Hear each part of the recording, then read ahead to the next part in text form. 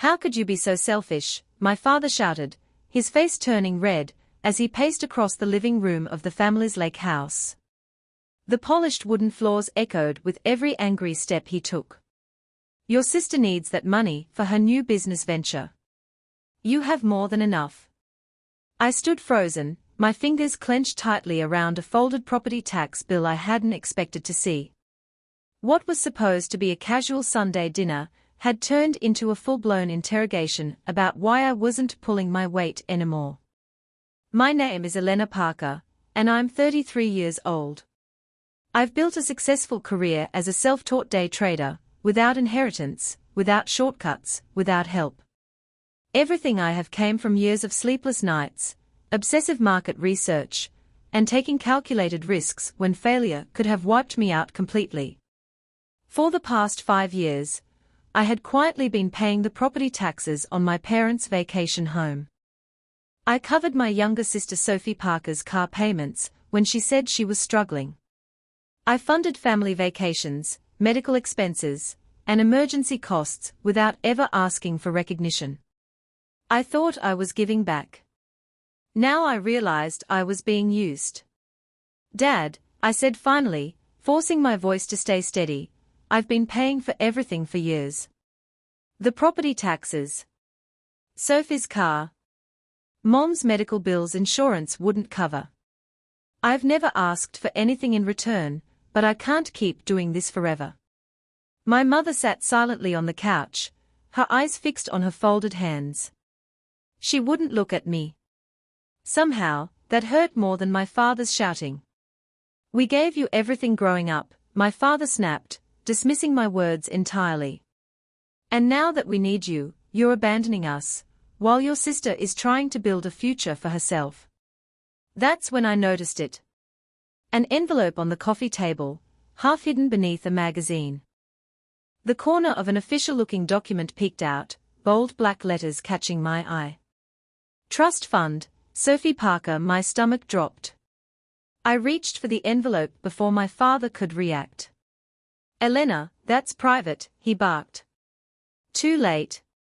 The words blurred as I scanned the document, my hands trembling while cold legal language rewrote my understanding of my entire life. My father had created a substantial trust fund, for Sophie only. The same man who told me there wasn't enough money to help with my college tuition. The same man who watched me juggle multiple jobs while studying full-time. The same man who now expected me to bankroll their lifestyle while secretly securing my sister's future. "When were you going to tell me?" I whispered. My father snatched the envelope back, but the damage was done. The numbers were burned into my memory. $350,000. With provisions for future contributions. All while I'd been told, year after year, that money was tight. "Clearly," I said hollowly, "that explains why you never helped with my student loans." The pattern had always been there, I just hadn't wanted to see it. Sophie got dance lessons. I was told to focus on academics. She received a car for her 16th birthday. I took the bus until I saved enough for a used sedan. She went to a private university with family support. I pieced together scholarships and worked 30 hours a week at a cafe. I'd told myself it was circumstance. Different timing. Different needs. It wasn't. "Sweetheart," my mother finally said, her voice soft in that carefully practiced way I now recognized as manipulation, "your sister needs more help than you do. You've always been so independent. We are proud of how capable you are." The twisted logic stole my breath. I was being punished for my success. All those times I asked for help, I said slowly, memories flooding back. When I worked 2 jobs in college. When my car broke down. When I needed a security deposit for my first apartment, you said you couldn't help. The money was there. It just wasn't meant for me. Dad shifted uncomfortably. "Investment decisions aren't simple, Elena. We had to think about the future." "Just not my future," I replied. My eyes drifted back to the tax bill on the table. $8,700, due next month. I had paid it for 5 consecutive years, without complaint. Dad slid it toward me. The taxes are due soon. And the HOA raised their fees again. I stared at him in disbelief. After everything I'd just discovered, he still expected me to pay. Something inside me broke, not loudly, not dramatically, but completely. "I'll take care of it," I said quietly, picking up the bill. Relief washed over his face. He didn't notice the finality in my voice. The drive back to my apartment felt unreal. Snow-covered mountains that once brought peace now loomed accusingly against the dark sky. I wasn't selfish. I had been fooled. And as I pulled into my parking garage, one truth echoed louder than any argument. The drive back to my downtown apartment passed in a blur of headlights and falling snow. Normally, the mountains surrounding the city gave me a sense of stability, something solid and unchanging. That night, they felt heavy, like silent witnesses to everything I'd ignored for years. I parked, rode the elevator up, and stepped into my apartment without even turning on the lights. My phone buzzed in my coat pocket. I didn't need to check it to know who it was. My father never let things go when money was involved. Instead, I set my bag down and opened my laptop. There was a folder I had kept almost absent-mindedly for years. I told myself it was just being responsible, something my trading career had drilled into me. Every transaction mattered. Every dollar needed a record. The folder was labeled simply, Family Support. I clicked it open. A spreadsheet filled the screen, rows and columns stretching farther than I remembered. 5 years of financial help stared back at me, stripped of emotion and excuses, just cold numbers. Property taxes on the lake house, $43,500. Sophie's car payments, after she needed a break, $11,680. Roof repairs, after the storm last summer, $12,000. Mom's medical bills insurance didn't cover, $8,200. Family vacations I'd paid for as gifts, $22,400. I leaned back in my chair, my chest tight. That was already over $97,000. When I added emergency transfers, last minute, "Can you help us just this once," requests, and miscellaneous expenses, the total crossed $110,000. I felt physically ill. Every payment had felt reasonable in isolation. Of course I'd help. Of course I'd step in. That's what the responsible daughter did. Seeing it all together exposed the truth I'd avoided. I wasn't helping occasionally. I was funding their lifestyle. All while my parents quietly built a $350,000 trust fund for Sophie. My phone buzzed again. This time, it was a text from Sophie. "Dad says you're being difficult about the property taxes. Don't be selfish, Elena." Selfish. The word burned. I typed a response, deleted it, then silenced my phone entirely. For the first time in my life, I didn't rush to fix things. I barely slept. My mind replayed every conversation, every dismissal, every moment I'd been told, "You're fine, you don't need help." The next morning, I called in sick and drove across town to see Mark Reynolds, the financial advisor, who had helped me stabilize my income when my trading profits became consistent. He studied the spreadsheet quietly, scrolling line by line. "Elena," he said finally, removing his glasses, "this is substantial." "I know. And none of this was reimbursed. No agreements. No ownership stake." I shook my head. "They are my family." Mark leaned back. "Family or not, you've diverted over $100,000 from your own future. Based on your portfolio's performance, that money could have grown significantly." I stared at the floor. "They created a trust fund for my sister. While I paid for everything." His expression hardened. "That changes everything. For the next 2 hours, we talked strategy, not revenge, not punishment, but clarity. Mark recommended I document everything formally and suggested a forensic accountant, Daniel Ortiz, who specialized in financial disputes. This doesn't mean you have to sue, Mark said carefully. But you need leverage. And more importantly, you need boundaries. Boundaries. The word felt unfamiliar. When I left his office, I felt something I hadn't felt around my family in years. Control. A week later, I sat across from Daniel Ortiz in his quiet office, surrounded by neatly stacked files. He moved methodically, verifying records, matching transfers, calculating opportunity loss. You keep excellent records, he said. Most people don't. I never thought I'd need them. Daniel slid a document toward me. Including conservative interest loss, your total contribution comes to $118,745. The number made my throat tighten. This wasn't just emotional betrayal. It was measurable. Documented. Real. What happens next? I asked. That depends on what you want, he replied.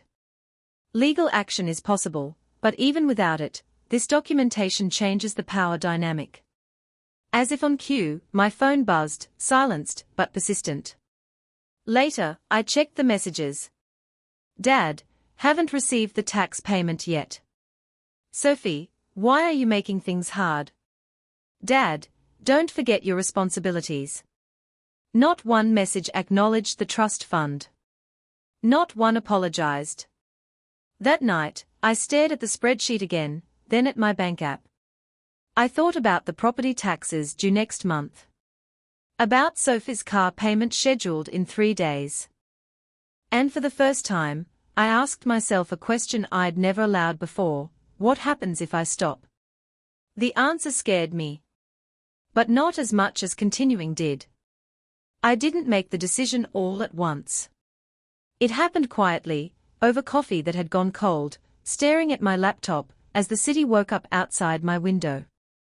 I reviewed my accounts again and again, waiting for doubt to stop me. It didn't.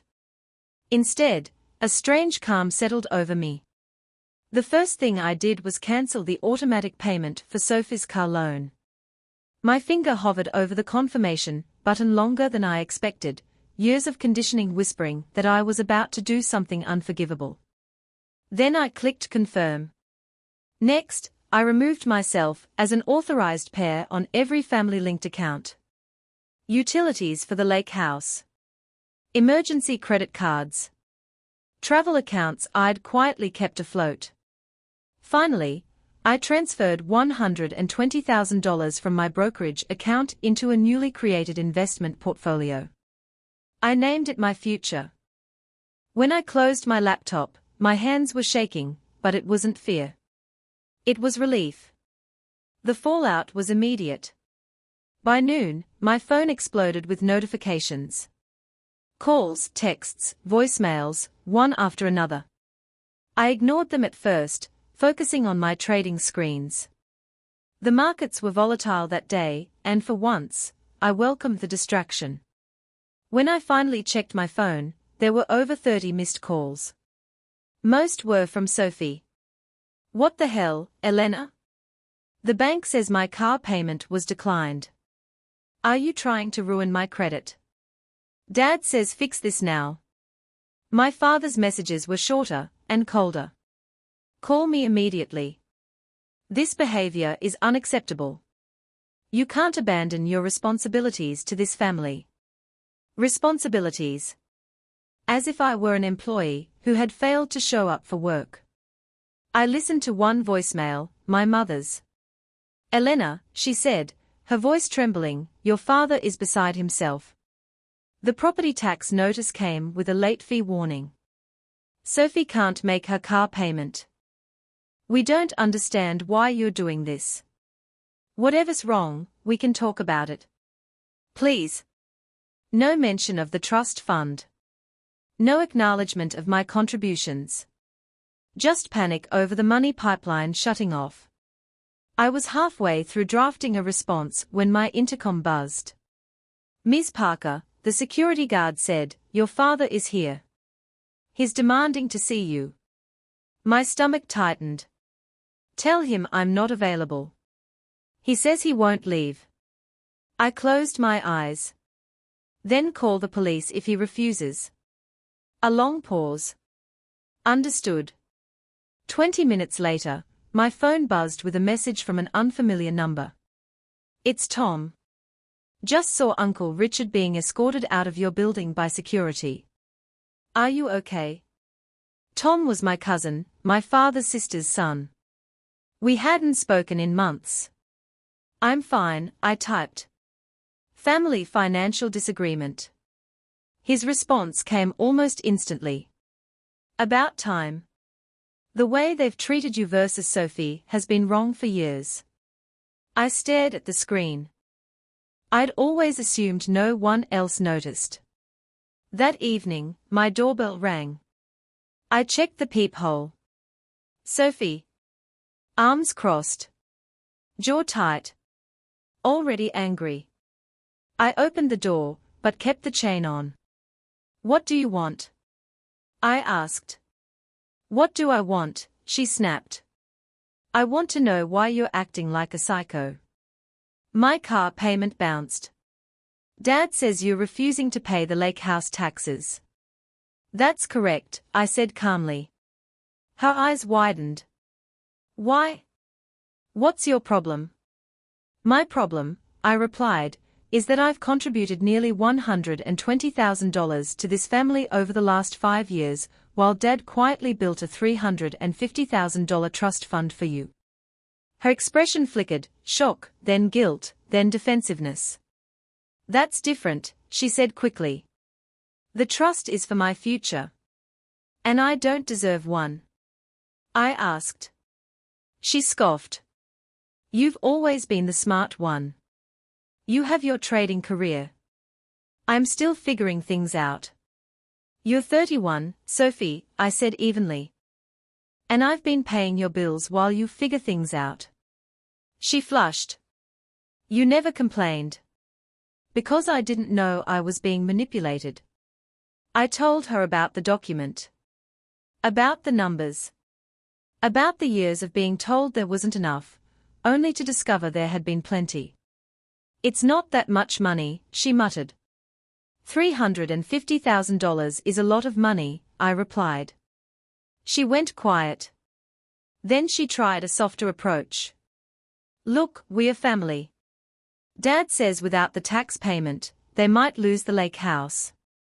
I stepped back. "That's not my responsibility anymore." "You'd really let them lose it?" she demanded. "After all those summers?" "They have options," I said. "They could use your trust fund." Her face hardened. "That's not fair." I smiled sadly. "Nothing about this has been fair." I closed the door. 2 weeks passed. The property tax deadline came and went. I focused on my work. Without the constant financial drain, my investments surged. I increased my retirement contributions. For the first time, I considered buying a place of my own, something that belonged to me. Then an email arrived from Uncle James, my father's brother. "Elena, your dad asked me for a loan to cover the property taxes and penalties. He says you've abandoned the family. This doesn't sound like you." I stared at the screen. So he'd ask everyone else for money before touching Sophie's trust. I replied with a single attachment, a summarized PDF of my financial contributions and a brief explanation. An hour later, Uncle James wrote back. "I had no idea. This changes everything." I exhaled slowly. The truth was spreading. And my father was losing control of the story. The silence that followed felt unnatural. 4 years, chaos had been my normal, urgent calls, last-minute transfers, constant emotional negotiations disguised as family conversations. Now, days passed without a single message from my parents. At first, I waited for the explosion. It never came. Instead, subtle shifts began to ripple outward. It started with my aunt, Marianne, calling me one evening. Her voice was hesitant, cautious, as though she wasn't sure which side of the line she was supposed to stand on. "Elena," she said, "your father told us you've changed. That you've cut him off without warning." I smiled faintly. "That's one way to describe it." There was a pause. "Your Uncle James showed me the documents you sent him." Another pause, longer this time. "I didn't know," she said softly. "None of us did." That phrase echoed more often over the next week than I expected. I didn't know. My cousin Tom invited me for coffee. My mother's old friend reached out with concern. Even my grandmother, who rarely involved herself in conflicts, left a voicemail asking me to call her when I was ready. Each conversation followed the same pattern. They asked questions. I answered honestly. The illusion cracked. No dramatics. No exaggeration. Just numbers, timelines, receipts. And slowly, the narrative shifted. I was no longer the difficult daughter. I was the one who had been quietly holding everything together. Meanwhile, my parents' situation worsened. The lake house, a place they'd always treated as untouchable, was now officially at risk. Penalties piled up. Their savings, once carefully guarded, suddenly seemed insufficient. Still, they refused to touch Sophie's trust. That detail changed how people reacted. When my Uncle James confronted my father about it, the response wasn't gratitude or humility, it was outrage. "That money is for Sophie," my father insisted. "Elena can take care of herself." Word of that statement spread faster than I anticipated. And when it reached me, something inside finally broke free. Not anger. Acceptance. I realized I'd spent years trying to earn something that was never going to be given. That clarity gave me the courage to do something I'd avoided since this began. I invited my parents to meet me, on neutral ground. We sat across from each other at a quiet cafe near the river. My father arrived stiff, already defensive. My mother looked smaller than I remembered. I placed a folder on the table between us. "I'm not here to argue," I said calmly. "I just want the truth acknowledged." My father didn't open the folder. "You've embarrassed us," he said instead. "Dragging family matters into the open." "I didn't drag anything," I replied. "I documented it." My mother finally spoke. "Elena, we never meant for you to feel used." I slid the folder closer. Intent doesn't change impact. Reluctantly, my father opened it. Page after page. Totals highlighted. Dates. Descriptions. His jaw tightened. "This is exaggerated," he said. "It's verified," I replied. "By a forensic accountant." Silence settled between us. My mother reached for his arm. "Richard," he pulled away. "So what do you want?" he snapped. "An apology. A check?" I took a breath. "I want two things." He waited. "First, acknowledgement that I contributed over $100,000 to this family while being told there wasn't enough for me." My mother nodded slowly. "And second," I continued, "I'm no longer funding anyone else's life.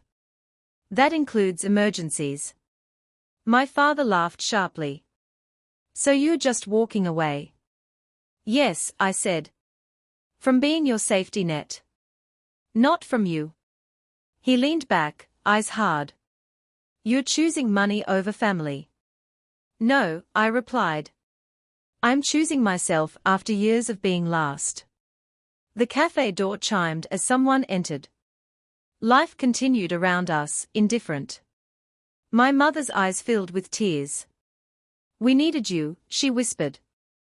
And I needed parents, I said gently. That landed harder than any accusation. We parted without hugs. In the weeks that followed, consequences arrived, quiet, inevitable. My parents were forced to downsize. The lake house was sold under pressure, not at the price they'd hoped for. Sophie moved back home, angry and disoriented, her trust fund suddenly no longer abstract, but under scrutiny from extended family. And me? I flourished. With the emotional weight lifted, my work sharpened. My portfolio grew. I signed papers on a small townhouse overlooking the park, modest, peaceful, entirely mine. One evening, as I unpacked boxes, my phone buzzed. A message from Sophie. I didn't know how bad it was. I should have asked questions. I stared at the screen for a long time before replying. I hope you do, going forward. It wasn't forgiveness. But it was honesty. For the first time, my future felt unentangled from my past. And I finally understood something simple and powerful: walking away wasn't abandonment. It was survival. Moving into the townhouse felt surreal. For years, every major decision I made came with an invisible calculation. How will this affect my family? Now, the only voice I had to listen to was my own. The place was quiet, almost too quiet at first. No frantic calls. No emergency requests disguised as casual check-ins. Just the hum of the refrigerator, and the soft echo of my footsteps on hardwood floors. I learned to enjoy it. I established routines I'd never been allowed before. Morning runs through the park. Evenings spent cooking instead of answering texts. Weekends devoted to reading, planning, and imagining a future that didn't revolve around fixing someone else's problems. And then, slowly, my parents tried to re-enter my life. It started with small gestures. A forwarded article my mother thought I'd like. A birthday card signed stiffly by my father, with no note inside, just his name. I accepted these gestures without responding too much. Boundaries, I was learning, weren't punishments. They were structures. Then came the call. It was my mother, her voice hesitant but hopeful. "Elena," she said, "your father's been struggling since the house sold." I waited. "He feels like he's lost his place," she continued. "You know how much the lake house meant to him." I exhaled slowly. "I do. He thinks you could help him find his footing again." There it was. The familiar pull. The old script. "I can help emotionally," I said carefully. "But not financially." She sighed. "He won't hear that." "I'm not responsible for what he hears," I replied. After the call, guilt crept in, but it didn't stay long. I'd done nothing wrong. I reminded myself of the nights spent staring at spreadsheets, of the constant pressure to perform gratitude instead of receiving it. A few days later, I ran into Marianne at the grocery store. She hugged me tightly. "I'm proud of you," she said. The words caught me off guard. "For what?" I asked. "For not letting this destroy you," she replied. "Your father thought control was the same as care. He's learning, slowly, that it isn't." Not everyone was learning at the same pace. Sophie, for example, oscillated between resentment and self-awareness. She sent long messages some days, defensive and sharp, and thoughtful apologies on others. One night, she showed up unannounced at my door. "I just want to talk," she said, eyes tired. I let her in. We sat at my kitchen table, the same table I'd chosen deliberately because it felt like a place for honest conversations. "I didn't realize how much you were carrying," she said quietly. "Dad always said you were fine. That you didn't need help." I nodded. That was convenient. She winced. "I know. We talked for hours about favoritism, expectations, and how different roles had been assigned to us without consent. It wasn't healing, exactly. But it was real. Before she left, she said something that surprised me. "I'm thinking about not using the trust," she admitted. "At least not yet." "That's your decision," I said. "But I want it to be intentional," she replied. "Not automatic." It was the closest thing to accountability I'd ever heard from her.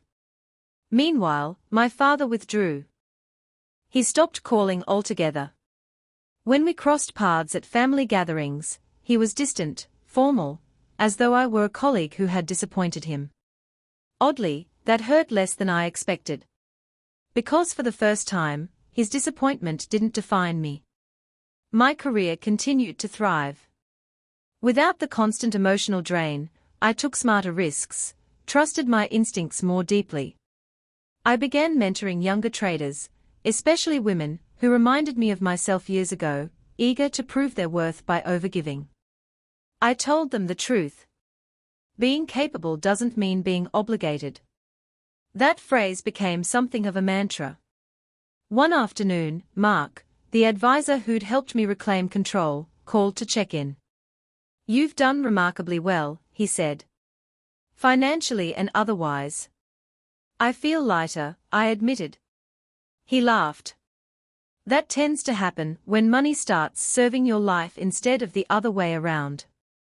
Then he added, "Your parents called my office." I froze. "Why?"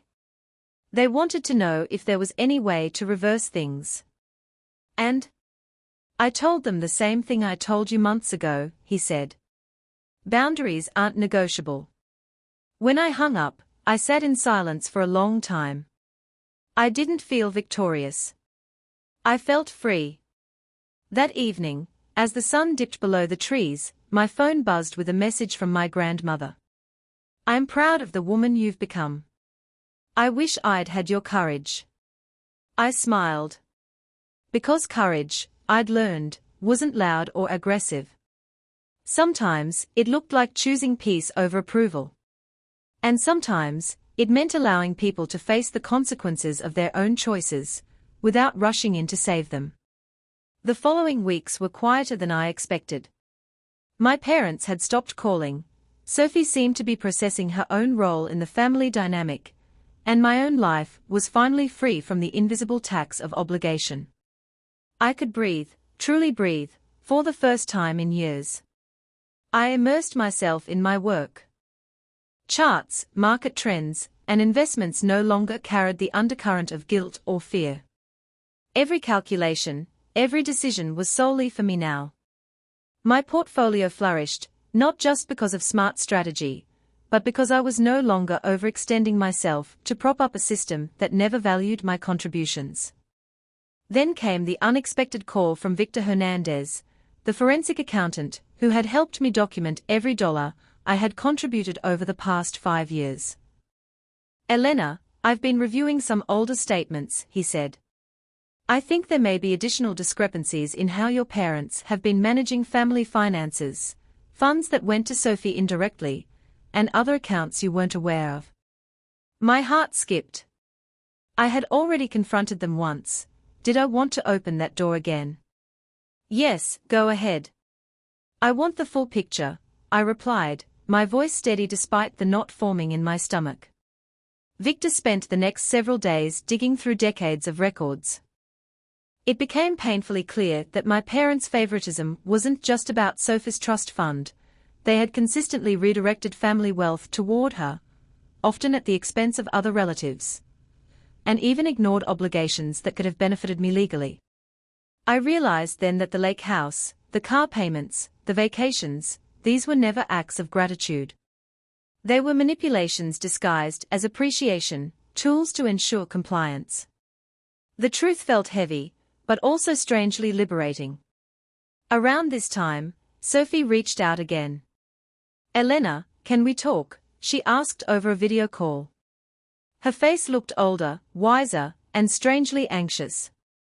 "I suppose," I said cautiously. She exhaled. I've been thinking about everything. The trust fund, Dad, Mom, the lake house. I don't want it to continue like this. I don't want to benefit from your sacrifices without acknowledgement. I raised an eyebrow. And what are you proposing? I want to split my trust equally with you. Fully. No strings, no excuses, she said, her eyes pleading. It's not about the money. It's about fairness. It's about finally doing what's right. For a moment, I didn't know how to respond. Sophie, the sister who had spent years being favored, was offering restitution, not out of obligation, but out of conscience. I nodded slowly. Fine, I said. We'll do this properly. Legally. I'll involve Victor and a lawyer to make sure everything is transparent. Her relief was palpable. Thank you. Really? I can't believe it took this long for me to see the truth. It wasn't instant healing.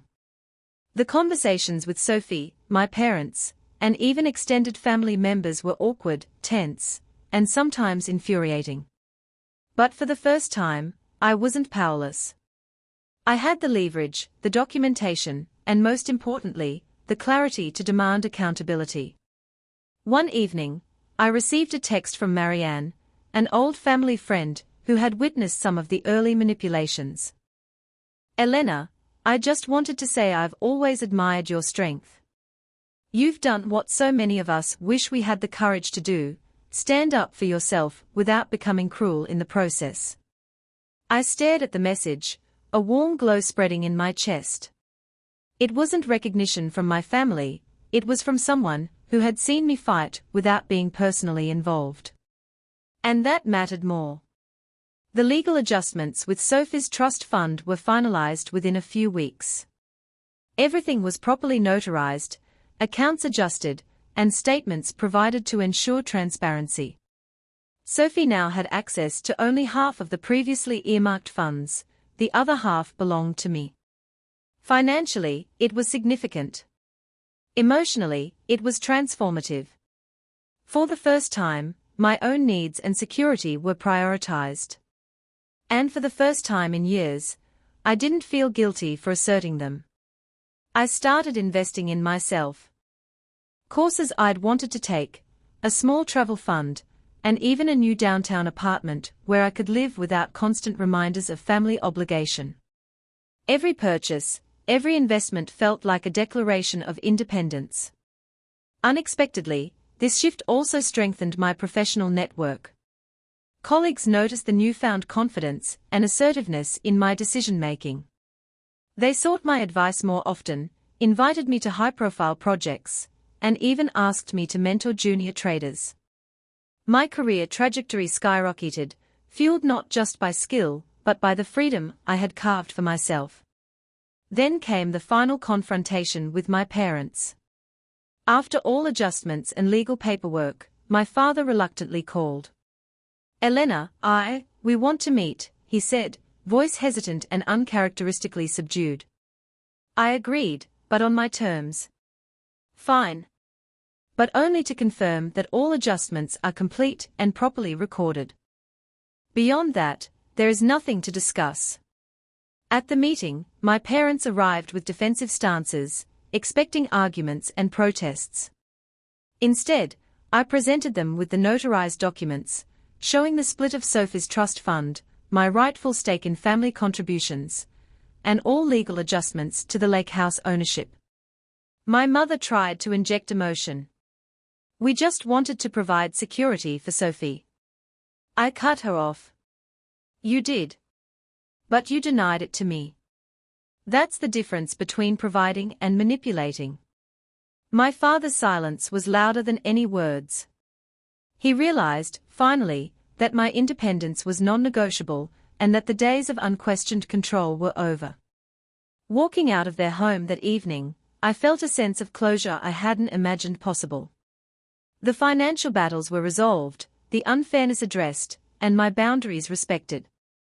For the first time, I could enjoy the holidays, my career, and my personal life without guilt or expectation. It wasn't revenge. It was liberation. And in that liberation, I discovered something I hadn't felt in years: peace. The weeks after the trust fund adjustment felt surreal. For the first time in over 5 years, I wasn't a financial lifeline for a family that had manipulated me. I had space to breathe, think, and rebuild on my own terms. The burden I had carried for so long, paying property taxes, covering my sister Sophie's expenses, and managing family vacations, had been lifted. And with it came clarity. I focused on my work with renewed energy. My trading career flourished, not just because of my skill, but because I was no longer weighed down by guilt or obligation.